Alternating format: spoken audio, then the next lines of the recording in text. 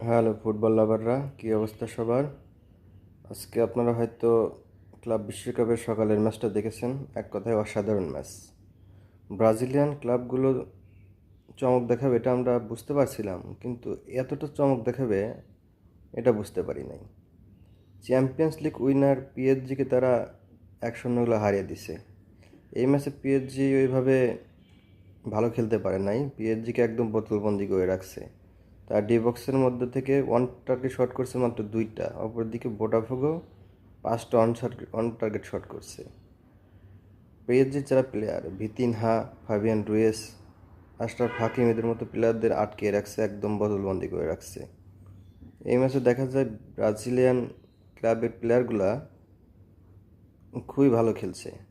আর Botafogo তো এক কথায় অসাধারণ। লাস্ট 2 ম্যাচই ওরা যেভাবে জয় নিয়ে আসলো, অসাধারণ। বোটাফোগোর হয়ে একটা গোল করছে ইগোর জেসুস। লাস্ট ম্যাচে ইগোর জেসুস গোলটা করছে, টানা 2 ম্যাচে 2টা ম্যান অফ দ্য ম্যাচ। আর ইগোর জেসুস এর মাধ্যমে একটা জানান দিল কার্লো আনচেলত্তিকে যে পরের কল আপে তাকে ডাকতে হবে।